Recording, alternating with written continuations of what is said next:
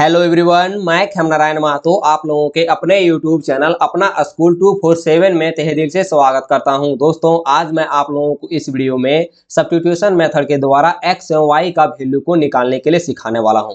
दोस्तों, जिन भी स्टूडेंट को सब्स्टिट्यूशन मेथड के द्वारा एक्स एवं वाई का वैल्यू निकालने में प्रॉब्लम होती है, उनको मैं सिर्फ यही कहूंगा, आप लोग सिर्फ वीडियो को ध्यानपूर्वक से देखिए। मैं आप लोगों को इतनी अच्छी तरीका से सॉल्यूशन करने के लिए सिखा दूंगा ना कि आप लोगों को दोबारा कभी भी इस मेथड में कोई भी प्रॉब्लम नहीं होगा। तो सिर्फ आप लोगों को एक ही काम करना है, इस वीडियो को ध्यानपूर्वक से देखना है एवं इस क्वेश्चन को अच्छे तरीका से सॉल्यूशन करने के लिए सीखना है। देखिए दोस्तों, जब भी आप लोगों को सब्स्टिट्यूशन मेथड से सॉल्यूशन करने के लिए देगा ना, तो आप लोगों को दो इक्वेशन दिया हुआ रहेगा। ठीक है, तो जो ये दो इक्वेशन दिया रहेगा तो उसको आप लोगों को सिंपली क्या करना है, सबसे पहले इस प्रकार से लिखना है। ठीक है, यानी लिखेंगे यहाँ पर सॉल्यूशन लिखने के बाद आप लोग देख सकते हैं कि यहाँ पर जो इक्वेशन लिखी गई है वो थोड़ी पॉइंट में लिखी गई है। तो पॉइंट में लिखी गई है तो इसको मैं इक्वेशन 1 तो यहाँ पर ले लेता, बट मैं चाहता हूं कि आप लोग को सही तरीके से जानकारी देने के लिए सबसे पहले इनके पॉइंट को हटा दूं। ठीक है, तो जब मैं इनके पॉइंट को हटाऊंगा ना दोस्तों, तो देखिए क्या होगा कि यहाँ पर ये पॉइंट है, इस पॉइंट को मैं अगर इस तरह से हटाऊंगा तो देखिए इस पॉइंट के बदले क्या आएगा, यहाँ पर 1 आएगा। ठीक है, यानी ये जो पॉइंट है इसको हटा दिए 1 आ गया। उसके बाद इधर देखना है कि कितने संख्याएं हैं, जितने भी डिजिट होगा उतना 0 आएगा। ठीक है, तो यहाँ पर देख सकते हैं सिर्फ 2 है, यानी 1 डिजिट है, यहाँ पर क्या आएगा 0 होगा। उसी प्रकार से यहाँ पर भी क्या आ जाएगा 1 0 होगा और यहाँ पर भी 1 0 आ जाएगा। ठीक है, तो इस प्रकार से सबसे पहले इसको लिख लेंगे। लिखने के बाद अब यहाँ पर देख सकते हैं कि मैं यहाँ पर सिंपली इसको लिखूंगा इस प्रकार से, इनका एलसीएम ले लूंगा तो 10 आ जाएगा। और जब एलसीएम ले लिए 10 आ गया, और जब सेम एलसीएम जब आ जाता है ना, सेम डिजिट रहता है, तो सिंपली क्या होता है ऊपर में जो भी रहता है उसको लिख देते हैं। यहाँ पर क्या करना है 2x प्लस का 3y लिख देना है, बराबर का यहाँ पर क्या होगा 13/10 हो जाएगा।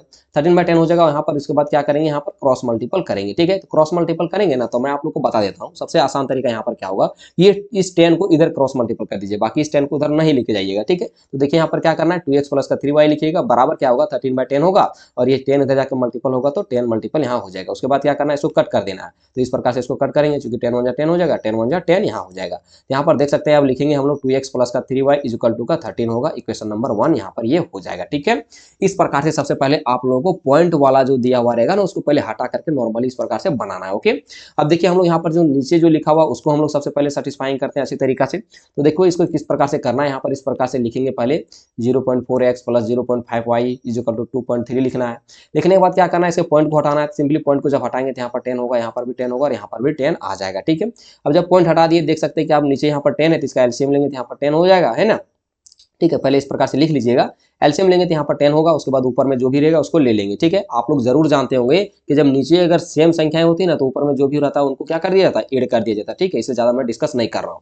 आगे देखिए मैं इसको क्रॉस मल्टीपल यहाँ पर इस प्रकार से मैं कर दूंगा। ठीक है, क्रॉस मल्टीपल करेंगे तो ये 10 उधर जाकर मल्टीपल होगा, तो यहाँ पर क्या होगा 4x plus 5y equal to 23/10 लिखेंगे और इसको कट कर देंगे तो यहाँ पर क्या हो जाएगा, यहाँ पर आ जाएगा 4x plus 5y equal to 23 आ जाएगा। ठीक है, कट करने के बाद अब देखिए, अब हम लोगों के पास जो है ना इक्वेशन नंबर 1 और इक्वेशन नंबर 2 जो होगा फ्रेश में आ चुका है, यानी कोई भी पॉइंट नहीं है, कोई भी प्रॉब्लम नहीं है। ठीक है, तो बहुत सारे स्टूडेंट लोग को ना क्या प्रॉब्लम होता है कि पॉइंट वाला देखते हैं उसके बाद इनको प्रॉब्लम होने लगती है। कोई दिक्कत नहीं, आप लोग को पॉइंट दिया रहेगा ना, पहले इस प्रकार से प्रेस कर लीजिएगा, उसके बाद आप लोग इक्वेशन नंबर 1 ले लीजिएगा, फिर इक्वेशन नंबर 2 बना लीजिएगा। ठीक है, अब आगे आप लोग को क्या करना है कि यहाँ से अब आप लोग को किसी भी एक इक्वेशन को इस प्रकार से ले लेना है। ठीक है, तो मैं यहाँ पर ले रहा हूँ इक्वेशन नंबर 1 को। ठीक है, तो मैंने लिख दिया from equation number 1 we get, अब इक्वेशन नंबर 1 क्या चीज था मैं आपको बता देता हूँ। यहाँ पर था 2x plus 3y equal to 13 था। ठीक है, अब 13 था तो यहाँ पर क्या करेंगे हम लोग लिखेंगे 2x इक्वल टू लिखेंगे 13 माइनस का 3y, चूंकि इधर प्लस का था तो इधर जाकर क्या होगा ये माइनस का हो जाएगा।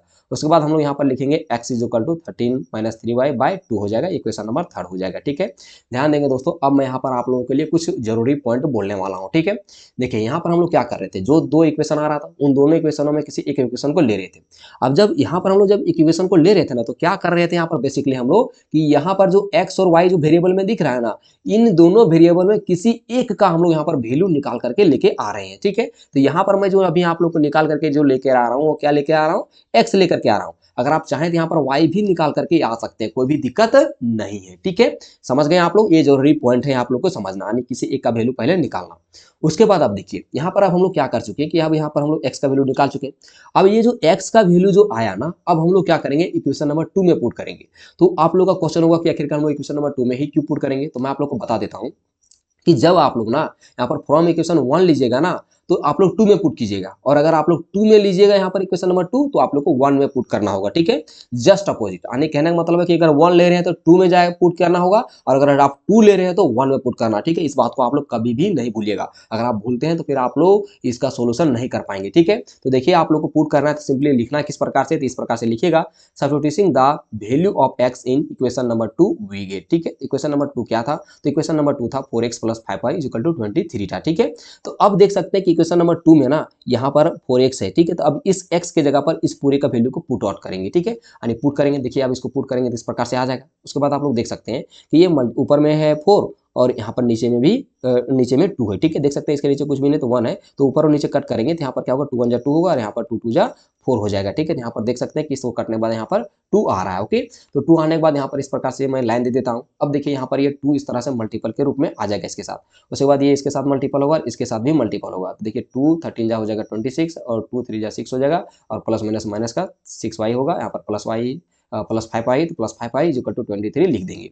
अब यहाँ पर देख सकते हैं वेरिएबल है यहाँ पर y, और एक जगह माइनस है एक जगह प्लस है, तो आप लोग जानते हैं कि माइनस प्लस माइनस होती है, तो 6 में 5 चला जाएगा, सॉरी 5 में 6 चला जाएगा तो 1 बचेगा, ठीक है। तो यहाँ पर क्या आएगा, माइनस का y इज इक्वल टू 23, और इधर प्लस में उधर जाके माइनस होगा, ठीक है। ध्यान दीजिएगा दोस्तों, यहाँ पर बड़ी संख्या माइनस में थी, ठीक है, यानी माइनस 6y प्लस का 5y था, ठीक है। तो आप देख सकते हैं माइनस प्लस माइनस तो होता है तो घट जाएगा, 6 में तो 5 जाएगा तो एक ही बचेगा, यानी एक y बचेगा। लेकिन यहाँ पर देख सकते हैं कि बड़ी संख्या 6 है जो कि माइनस में है, तो यहाँ पर क्या होगा, माइनस होगा। और ये रूल कौन सा काम करता है, तो एडिशन रूल। अगर जिनको एडिशन रूल नहीं पता है उनको प्रॉब्लम हो सकती है, क्योंकि बहुत सारे जगह पर ना इसका रूल यूज किया जाता है। तो मेरे वीडियो के डिस्क्रिप्शन बॉक्स में आप लोग चेक कर लीजिएगा, मैं एडिशन रूल यहाँ पर दे दूंगा, ठीक है, वीडियो का लिंक, तो आप लोग देख करके अच्छे से समझ आइएगा, जिनको नहीं आता होगा उनको, ठीक है। तो अब यहाँ पर देखिए क्या होगा, अब यहाँ पर कुछ भी नहीं, तो ये क्या है, प्लस है, तो प्लस माइनस यहाँ पर भी माइनस होगा, तो 26 में 23 यहाँ सब्ट्रैक्ट हो जाएगा, तो यहाँ पर 3 बचेगा, ठीक है। सिंपली यहाँ पर लिखेंगे minus Y is equal to minus का 3, ठीक है। लेकिन देख सकते हैं माइनस का 3 क्यों लिखे थे, क्योंकि बड़ी संख्या माइनस में थी, इसीलिए यहाँ पर माइनस आया, और दोनों तरफ जब माइनस रहता है ना बराबर के